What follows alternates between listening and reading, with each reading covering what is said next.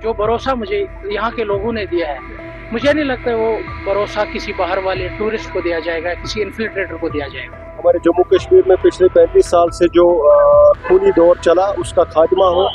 समझ आई है यहाँ के अबकदल के लोगों को कि वोट का सही इस्तेमाल करना है, वो एक लोकल रिप्रेजेंटेशन यहाँ पे चाहते हैं।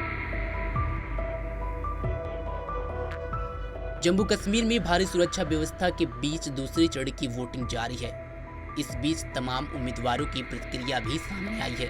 लोकसभा में कांग्रेस नेता और विपक्ष के नेता राहुल गांधी पर गांदरबल और बडगाम से पार्टी के उम्मीदवार उमर अब्दुल्ला ने कहा कि मुझे उम्मीद है कि राहुल गांधी कश्मीर में 1 या 2 सीटों पर प्रचार करने के बाद जम्मू में ध्यान केंद्रित करेंगे।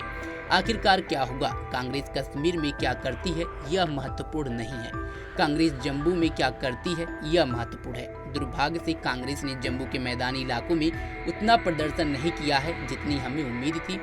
गठबंधन ने उससे बड़ी सीटें दी थी। जम्मू कांग्रेस पार्टी के लिए था, फिर भी जम्मू में कांग्रेस का अभियान अभी शुरू नहीं हुआ है और प्रचार के केवल 5 दिन बचे हैं। मुझे उम्मीद है कि एक बार राहुल गांधी इस एक सीट पर प्रचार कर लेंगे तो कांग्रेस अपना सारा ध्यान इसी पर केंद्रित कर देगी, जम्मू के मैदानी इलाकों में। वहीं उमर अब्दुल्ला के बयान के बाद अन्य उम्मीदवारों की प्रतिक्रिया भी सामने आई है। वोटिंग को लेकर के अन्य उम्मीदवारों ने क्या कुछ कहा, उसे सुने।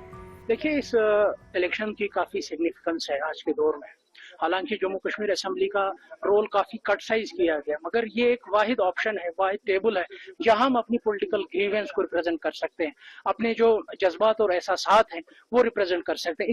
वही इस असेंबली इलेक्शन को काफी सिग्निफिकेंट बनाता है। वही सर, अगर हम देखें इसी चीज से जो भगवत जी में उमर अब्दुल्ला भी इलेक्शन लड़ रहे हैं, तो कहाँ पे आप मुकाबला देखते हैं? देखिए, यहाँ तो कोई मुकाबला है नहीं, क्योंकि मेरा इंतखाब यहाँ के लोगों ने किया है, मुझे यहाँ के लोगों ने चुना है। जो एतमाद यहाँ के लोगों ने मेरे कंधों पे डाला है, जो भरोसा मुझे यहाँ के लोगों ने दिया है, मुझे नहीं लगता वो भरोसा किसी बाहर वाले टूरिस्ट को दिया जाएगा, किसी इन्फिल्ट्रेटर को दिया जाएगा। भैया, अगर हम देखेंगे आर्टिकल के बाद ये पहला इलेक्शन है, तो क्या कुछ किया जाएगा? देखिए, मेरे मैंडेट में जो मुझे बडगाम के लोगों ने जो मुझे मैंडेट दिया उसके 2 हिस्से हैं। एक तो इज्तिमाई जो कलेक्टिव कश्मीरी इस वक्त सफर कर रहा है उसके खिलाफ मजामत करना, और जो इलाकाई नाइंसाफियां हैं बडगाम में पिछले 30-40 साल से यहाँ के लोग बुनियादी जरूरियात के लिए तरस रहे हैं, उसके खिलाफ भी मजामत करना है। इससे पहले हमने देखा कि एनसी के कैंडिडेट को अपनी पार्टी के कैंडिडेट की तरफ से जो है सपोर्ट मिला, तो यही वजह है ना, क्योंकि लोगों ने फैसला कर चुके हैं कि हमारी जमात कौन है, हमारा कैंडिडेट कौन है, इसीलिए उनको जुगाड़ करने की जरूरत पड़ी।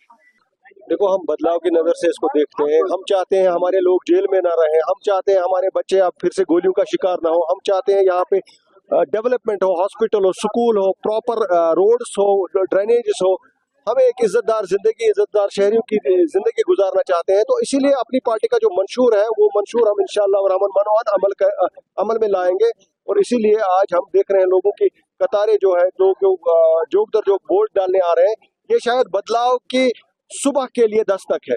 और मैं चाहता हूं इंशाल्लाह आपकी वसादत से लोगों को ये बताना कि आप निकले घर से, अगर भले ही आपको थोड़ा सा तकलीफ उठानी पड़ेगी, यहाँ पे लाइन में खड़ा रहना पड़ेगा या आपको थोड़ा सा वेट करना पड़ेगा, वो आप बर्दाश्त करिए अपने कौम के लिए, अपने लोगों के लिए, अपने बच्चों के लिए, अपने बच्चों के मुस्तकबिल के लिए। और वो टाइम आप बर्दाश्त करें, वो शक्ति, और अपना टाइम आने पर अपना वोट आप कास्ट करें। मैं पूरी अपनी कॉन्स्टिट्यूंसी के बुजुर्गों को भी बता देना चाहता हूँ कि आप निकले आज घरों से, के लिए हमने वोट डाला और हम चाहते हैं बदलाव हो। हमारे जम्मू कश्मीर में पिछले 35 साल से जो खूनी दौर चला उसका खात्मा हो।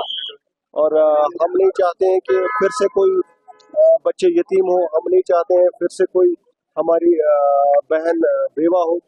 हम चाहते हैं कि हमारे बच्चे पढ़ें और अपना मुस्तकबिल बनाएं और जम्मू कश्मीर एक फिर से एक रियासत बने। इसको जो कि यूटी अभी बनाया गया है, इसको फिर से रियासत बनाया जाए और इसको जो स्पेशल स्टेटस मिला था वो भी फिर से मिलना चाहिए। हमें भी जीने का हक है, हम बाशिंदे हैं भारत के, लिहाजा हमें एज ए सिटीजन ट्रीट किया जाना चाहिए। बहुत अरसे के बाद एक जो पॉलिटिकल डिस्कोर्स यहाँ ख़त्म हुआ था 2019 के बाद, जब आर्टिकल 370 और 35 से हटा था, एक चुप्पी थी यहाँ के लोगों को, कोई रिप्रेजेंटेशन यहाँ पे थी नहीं। तो उसके बाद एक मौका मिला इलेक्शन में कि यहाँ के वोट करने का, लोग इंतज़ार कर रहे थे। आज समझ आई है यहाँ के अबकदल के लोगों को कि वोट का सही इस्तेमाल करना है, वो एक लोकल रिप्रेजेंटेशन यहाँ पे चाहते हैं। और हमें उम्मीद है आज भारी मतदान में अबकदल कॉन्स्टिट्यूंसी में वोट हुआ। हमने डोर टू डोर कैंपेन की, लोगों से यहाँ मिले। यहाँ मसले मसाइल बहुत है, यहाँ एक बिजली का बहुत बड़ा जो बहरान है यहाँ पे कि जो लोअर इनकम ग्रुप यहाँ पे ज़्यादा यहाँ हवा कदल एरिया में है कि जिनकी इनकम बहुत कम है और बिजली की बिल्स इतनी ज़्यादा आती है जो अदा नहीं कर पाते हैं।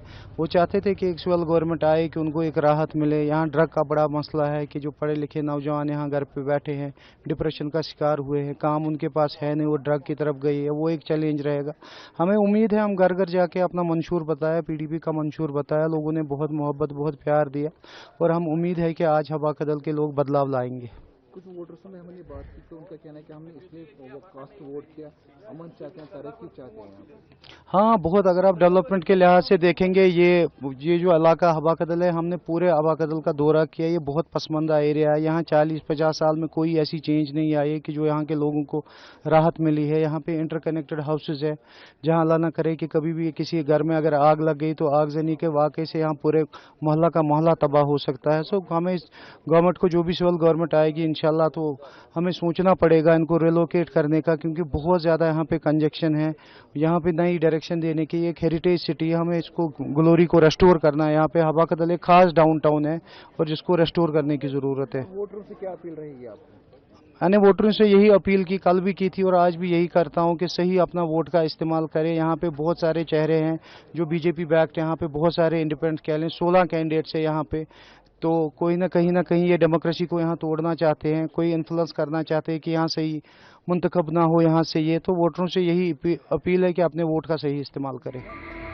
आपको बता दें कि घाटी में दूसरे चरण की वोटिंग 26 सीटों पर हो रही है, जिसमें तमाम दिग्गज नेताओं की किस्मत आज दांव पर लगी है। आज शाम तक इन सारे दिग्गज नेताओं की किस्मत की चाबी आज मतदान पेटी में कैद हो जाएगी, जिसका नतीजा 8 अक्टूबर को घोषित होगा। इस खबर पर आपकी क्या राय है, कमेंट बॉक्स में जरूर बताएं। तमाम खबरों के लिए जुड़े रहें हमारे साथ और देखते रहें पंजाब केसरी.com। धन्यवाद।